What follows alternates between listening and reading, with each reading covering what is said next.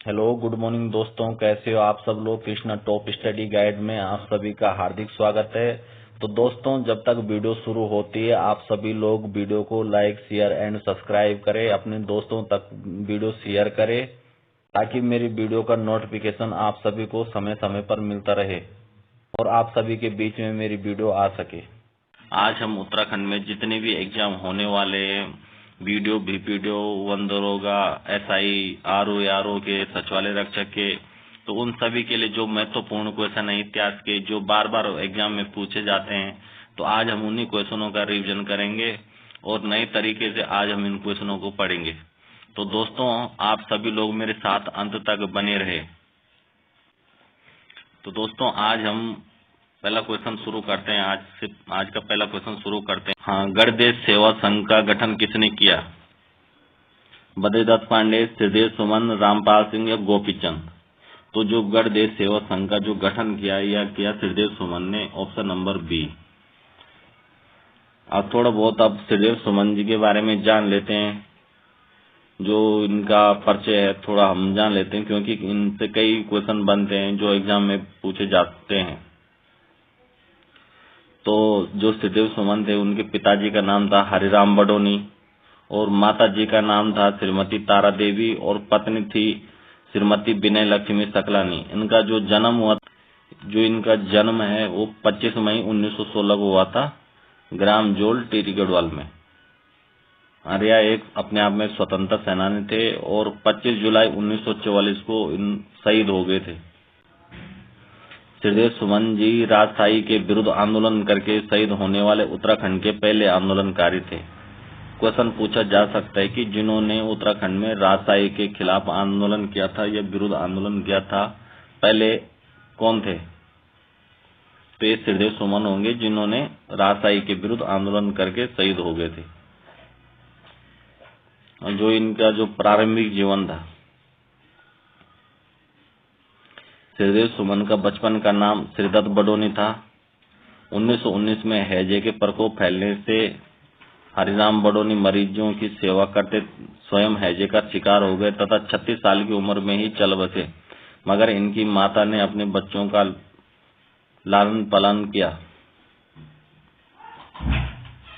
इनकी जो प्रारंभिक शिक्षा अपने पैतृक गांव चंबाखाल में हुई थी। 1931 में इन्होंने टिहरी से हिंदी मिडिल की परीक्षा उत्तीर्ण की थी 1931 में।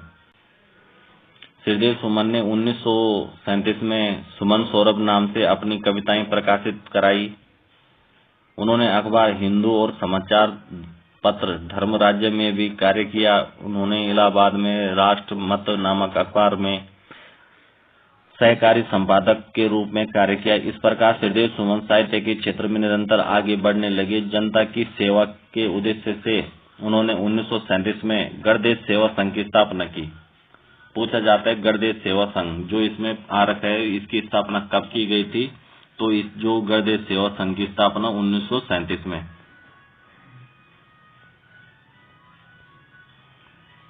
गणदेश सेवा संघ की स्थापना 1937 में की गई और बाद में आगे चलकर इसी का नाम इन्होंने हिमालय सेवा संघ के नाम से प्रसिद्ध हुआ।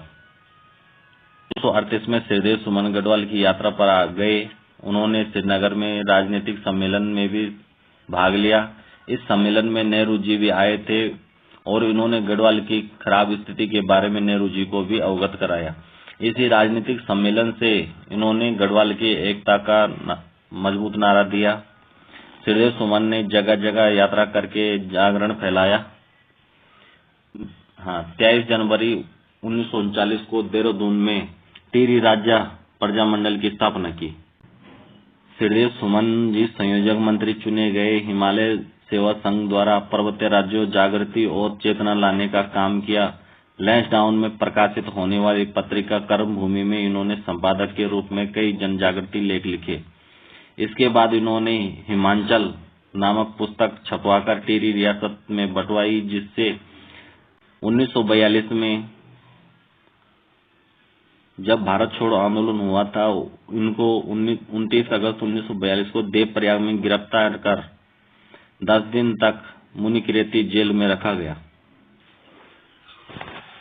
जब भारत छोड़ो आंदोलन चल रहा था अगस्त 1942 में, 29 अगस्त 1942 को, तो देवप्रयाग में इन्हें गिरफ्तार कर लिया गया तथा 10 दिन तक मुनिकृति की जेल में भेज दिया गया। बाद में 6 सितंबर 1942 को देहरादून जेल भेज दिया। वहां से इनको आगरा जेल में शिफ्ट किया गया तथा 15 माह जेल में रहने के बाद 19 नवंबर 1943 को रिहा हुए थे। 30 दिसंबर को टिहरी जेल भिजवा दिया गया। उसके बाद उनको 30 दिसंबर को टिहरी जेल में भिजवा दिया गया। गलत व्यवहार किया गया, इनके ऊपर झूठा मुकदमा चलाकर 31 जनवरी 1944 को इन्हें 2 साल का कारावास तथा 200 रुपए दंड देकर इन्हें अपराधी बना दिया गया। इसके बाद अंत में श्रीदेव सुमन ने 3 मई 1944 को ऐतिहासिक आमरण अनशन शुरू कर दिया था, जिसमें ये 84 दिन तक ये भूखे रहे और उसके बाद अंत में इनकी मृत्यु हो गई। क्वेश्चन नंबर 52, उत्तराखंड क्रांति दल के प्रथम अध्यक्ष कौन थे? बद्रीदत्त पांडे, डी.डी. पंत, दिवाकर भट्ट या मथुरा प्रसाद? तो जो उत्तराखंड क्रांति दल के जो प्रथम अध्यक्ष थे ये थे D D. Pant, option number B. की स्थापना की गई जुलाई 1979 में मसूरी में आयोजित सम्मेलन में किया गया। इसी के अंतर्गत उत्तराखंड क्रांति दल नामक क्षेत्रीय राजनीतिक दल की स्थापना हुई, जिसकी अध्यक्षता कुमाऊं विश्वविद्यालय के जो भूतपूर्व कुलपति थे डॉक्टर देवीदत्त पंत, डी.डी. पंत, इसके जो इनकी अध्यक्षता में हुआ था। तो इसकी स्थापना 1979। उत्तराखंड क्रांति दल की स्थापना को एक सही दिशा में सही कदम के रूप में देखा गया। इस दल ने स्थानीय मुद्दे, पृथक राज्य की मांग को पुरजोर तरीके से उठाया। यही नहीं, उत्तराखंड ग्रामीण जन जन तक पृथक राज्य की आवश्यकता और औचित्यों को जनता तक पहुंचाया। समय समय पर धरना व रैलियां भी की गई। बाद में चक्का जाम किया गया। इन सभी वजहों से पृथक राज्य की मांग राष्ट्रीय स्तर तक पहुंची, जिसके कारण राष्ट्रीय दलों ने इन्हें समर्थन देना प्रारंभ कर दिया था। 1971 में भारतीय जनता पार्टी को अपना मुद्दा बना दिया और अगस्त 1991 में भाजपा की उत्तर प्रदेश सरकार बनने पर पृथक राज्य की मांग का प्रस्ताव केंद्र भेजा गया। क्वेश्चन नंबर 53, 1968 में खोजे गए लाखों गुफा जिसमें मानव तथा पशुओं के चित्र प्राप्त हुए बाड़ीछीना के पास दल बैंड पर स्थित है। यह स्थित है चमोली में, अल्मोड़ा में, पिथौरागढ़ में या पौड़ी गढ़वाल में। लाखों गुफा जो दल बैंड के पास जो पशु, मानव तथा पशुओं के जो चित्र मिले थे, यह प्राप्त हुआ था अल्मोड़ा से, option number B. Question number 54, Uttarakhand के संबंध में प्रथम लिखित उल्लेख मिलता है ऋग्वेद में, सामवेद में, पुराणों में या ब्राह्मण ग्रंथों में? तो जो उत्तराखंड के संबंध में प्रथम उल्लेख मिलता है, यह मिलता है ऋग्वेद में, option number A. Question number 55, किस ग्रंथ में उत्तराखंड के लिए देवभूमि शब्द आया है? ऐत्रेय ब्राह्मण ग्रंथ, ऋग्वेद, स्कंद पुराण या महाभारत? उत्तराखंड के लिए देवभूमि शब्द आया है तो यह आया है ऋग्वेद में, option number B. Question number 56, Garhwal के लिए केदारखंड व कुमाऊं के लिए मानस खंड का उल्लेख मिलता है ऐत्रेय ब्राह्मण ग्रंथ में, स्कंद पुराण में, महाभारत में, वेदों में? तो इसका आंसर होगा ऑप्शन नंबर बी, स्कंद पुराण में। क्वेश्चन नंबर 57, स्कंद पुराण में माया क्षेत्र हरिद्वार से हिमालय तक के विस्तृत क्षेत्र को कहा गया? मानस खंड, केदारखंड, देवभूमि या उत्तराखंड? स्कंद पुराण में माया क्षेत्र हरिद्वार से हिमालय तक के विस्तृत क्षेत्र को केदारखंड कहा गया। इसका भी option number B. Question number 58, Skanda Purana में नंदा देवी पर्वत से कालागिरी तक के क्षेत्र को कहा गया? खसदेश, उत्तराखंड, मानसखंड या केदारखंड? स्कंद पुराण में नंदा देवी पर्वत से कालागिरी तक के क्षेत्र को कहा गया।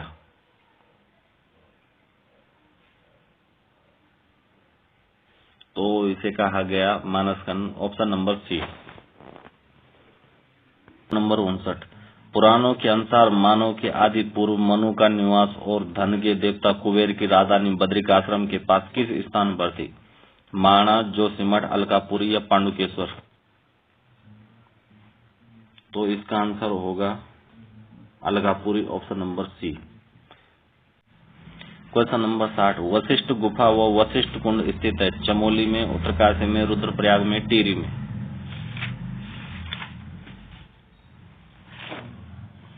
वशिष्ठ गुफा और वशिष्ठ कुंड टिहरी में है, option number D. Question number 61, प्राचीन ग्रंथों में निम्न में से किसके लिए भृगुतुंग शब्द प्रयुक्त किया गया? केदारखंड, बद्रिकाश्रम या अलकापुरी या माणा। भृगुतुंग शब्द यह है केदारनाथ के लिए भृगुतुंग शब्द कहा गया प्राचीन ग्रंथों में। क्वेश्चन नंबर 62, रामायण कालीन वाणासुर की राजधानी थी देवप्रयाग, अलकापुरी, चंपावत, जोशीमठ।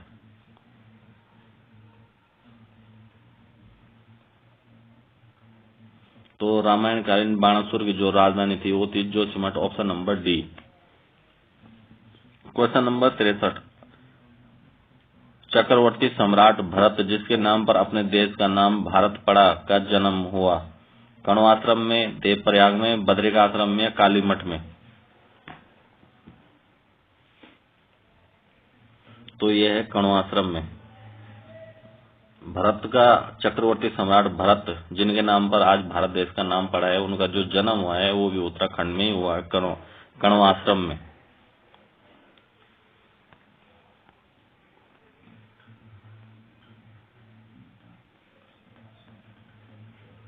क्वेश्चन नंबर 64, महाभारत के वन पर्व के अनुसार पुलिंद राजा सुबाहु की राजधानी थी जोशीमठ, देवप्रयाग, श्रीनगर या अलकापुरी।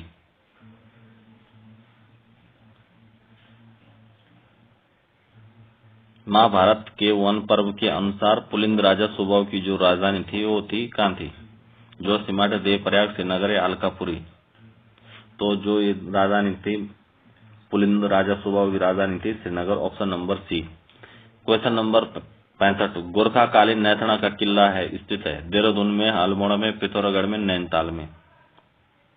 तो ये है अल्मोड़ा में, option number B. Question number 66, किस ग्रंथ में उत्तराखंड के लिए उत्तर पूर्व शब्द प्रयुक्त किया गया? तैत्तिरीय ब्राह्मण ग्रंथ में, ऐतरेय ब्राह्मण ग्रंथ में, शतपथ ब्राह्मण ग्रंथ में, इनमें से कोई नहीं। तो ये किया गया है ऐतरेय ब्राह्मण ग्रंथ में, ऑप्शन नंबर बी।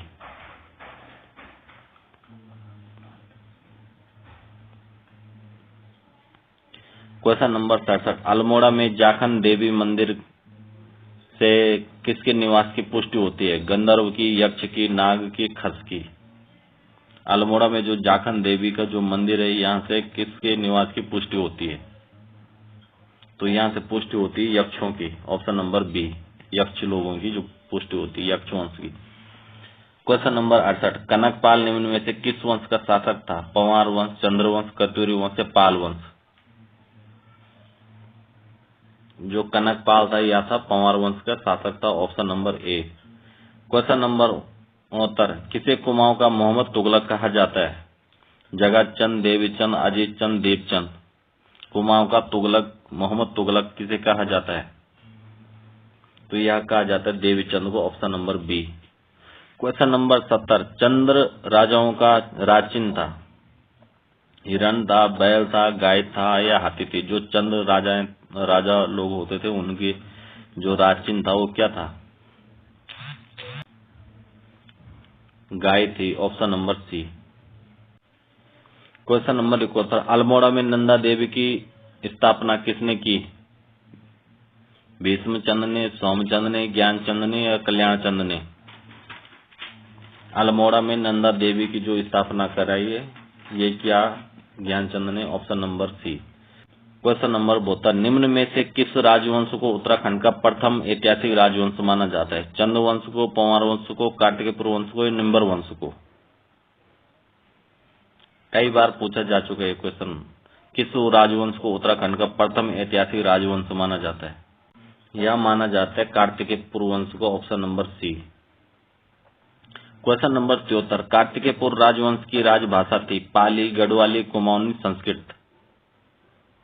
तो जो इनकी राजभाषा थी, जो कार्तिकेयपुर राजवंश थे उनकी जो राजभाषा थी वो थी Sanskrit, option number D.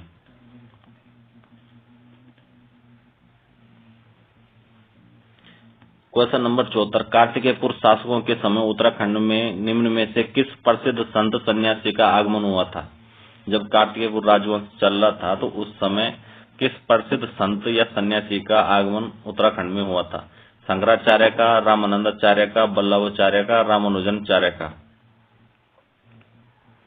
Question number 74, तो उस समय जो आगमन हुआ था ये शंकराचार्य का हुआ था जब उत्तराखंड में कार्तिकेयपुर शासनों का शासन चल रहा था। या अपने आप में एक सन्यासी थे, संत थे। क्वेश्चन नंबर 75, गांव में ग्राम प्रधान मुख्य नियुक्ति की प्रणाली शुरू हुई कत्यूरों के द्वारा।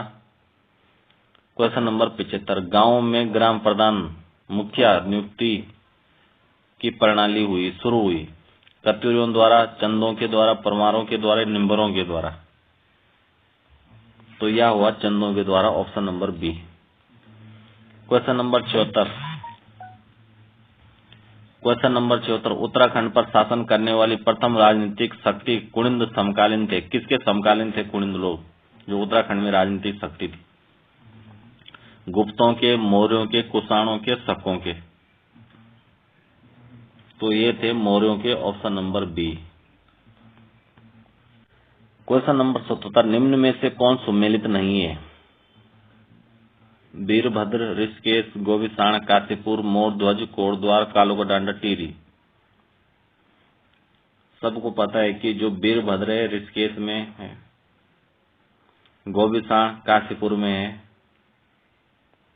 मोरध्वज कोटद्वार में है, कालो का डांडा टिहरी में नहीं, ये लैंसडाउन में है। टिहरी गलत है, इसका लैंसडाउन में है। हाँ, लैंसडाउन आपको पता है पौड़ी में है। क्वेश्चन नंबर 78, निम्न में से उत्तराखंड के संदर्भ में कौन सा कथन सत्य है? कथन 1, चक्रवर्ती सम्राट भरत का जन्म उत्तराखंड में हुआ, बिल्कुल सही है। आदि गुरु शंकराचार्य का जन्म उत्तराखंड में हुआ, बिल्कुल गलत है, क्योंकि शंकराचार्य बाहर से आए हुए थे, दक्षिण भारत से आए थे। अभी आपने पढ़ा होगा कि जब कार्तिकेय राजवंश चल रहा था तो उस समय इनका आगमन उत्तराखंड में हुआ था। कथन 3, पांडवों ने उत्तराखंड से ही स्वर्गारोहण किया था, तो बिल्कुल सही है। तो जो इसका ऑप्शन होगा 1 और 3 सही है, 1 और 3 सही है, दूसरा गलत है, ये दक्षिण भारत से आए थे। क्वेश्चन नंबर 79, तपोवन में किसने तपस्या की थी? राम ने, लक्ष्मण ने, भरत ने या कपिल ने? लक्ष्मण ने, option number B. Question number 80, Pali भाषा के बौद्ध साहित्यों में उत्तराखंड के लिए प्रयुक्त शब्द है हिमाद्री, देवभूमि, हिमवंत, तपोवन? जो पाली भाषा के बौद्ध साहित्यों में उत्तराखंड के लिए जो प्रयुक्त शब्द हुआ है या हुआ है Himvant, option number C. Question number 81, Adi गुरु शंकराचार्य ने कब केदारनाथ तीर्थ में देह त्याग लिया था? 720 में, 780 में, 800 में, 820 में?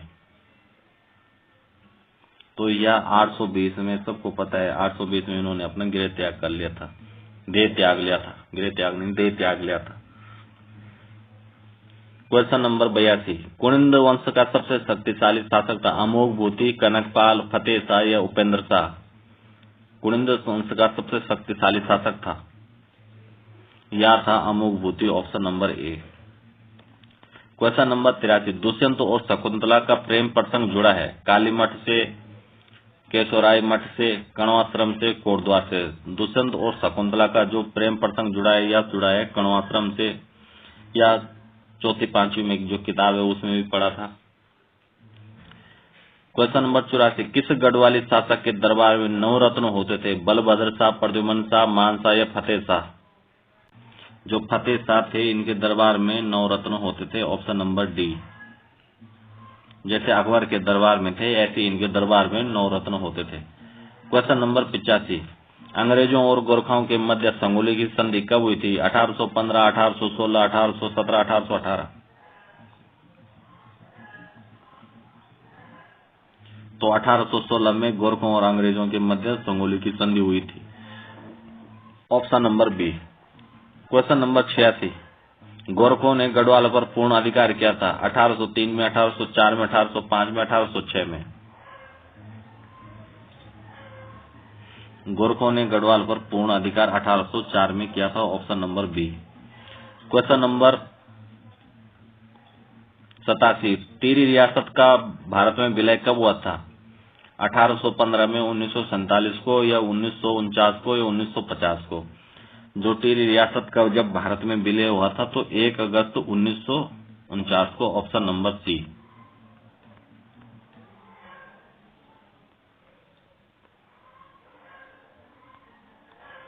क्वेश्चन नंबर 88, गढ़वाल के इतिहास में झांसी की रानी की संज्ञा किसे दी जाती है? तिलू रोतेली को, महारानी लदा देवी को, या जिया रानी को, या कर्णावती को?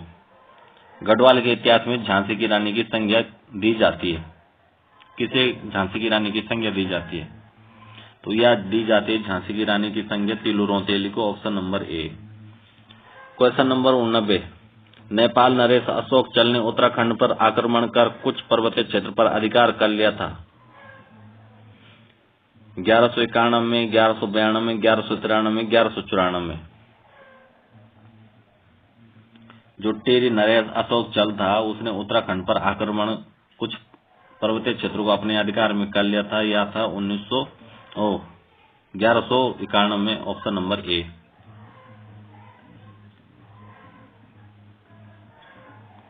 क्वेश्चन नंबर 90, कौन नाग काटी रानी के नाम से प्रसिद्ध थी? कर्णावती, तिलू रोतेली, जिया रानी, या दुर्गावती? सबको पता है ये कर्णावती थी, नाग काटी रानी के नाम से प्रसिद्ध थी।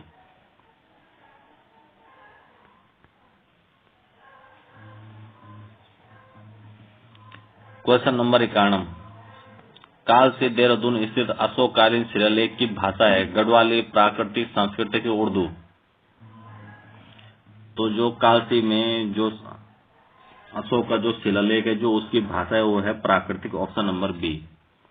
क्वेश्चन नंबर 92, आदि गुरु शंकराचार्य की समाधि स्थल है बद्रीनाथ में, केदारनाथ में, यमुनोत्री में, गंगोत्री में? जो आदि गुरु शंकराचार्य की जो समाधि है वो है केदारनाथ में, option number B.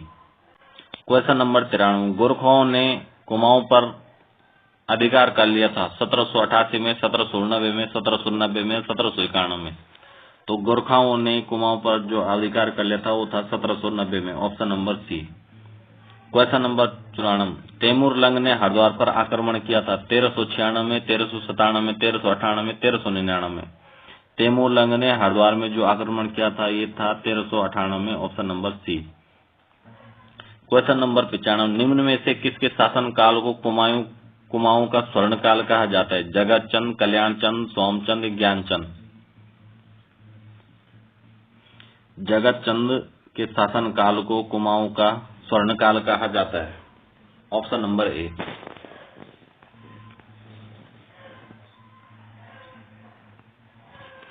Question number 96, Khagmara किले का निर्माण किसने करवाया? कल्याण चंद ने, भीष्मचंद ने, सोमचंद ने, या रूपचंद ने? खगमरा किले का निर्माण तो ये किया था भीष्मचंद ने, option number B. Question number 97, Srinagar से हटाकर टिहरी को अपनी राजधानी किसने बनाया था? प्रद्युमन शाह ने, पृथ्वीपति शाह ने, सुरदर्शन शाह ने, मानवेंद्र शाह ने? सुरदर्शन शाह ने श्रीनगर से अपनी राजधानी हटाकर टिहरी को अपनी राजधानी बना दी थी, option number C. Question number 98, निम्न में से किसे अंग्रेजों ने CSI की उपाधि दी थी? भवानी शाह को, प्रताप शाह को, कीर्ति शाह को, नरेंद्र शाह को? निम्न में से किसको अंग्रेजों ने CSI की उपाधि दी थी?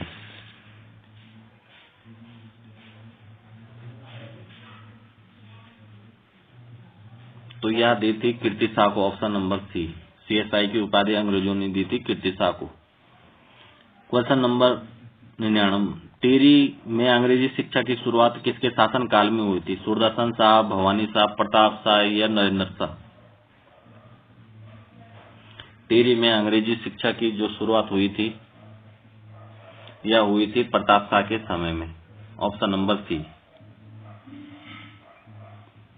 क्वेश्चन नंबर 100, कुमाऊं और गढ़वाल पर गोरखाओं का शासनकाल बहुत ही अन्याय एवं अत्याचार पूर्ण था। इस अत्याचारी शासन को यहाँ की भाषा में कहा जाता बोरख्याली, गोरख्याली, मोरख्याली, जोरख्याली?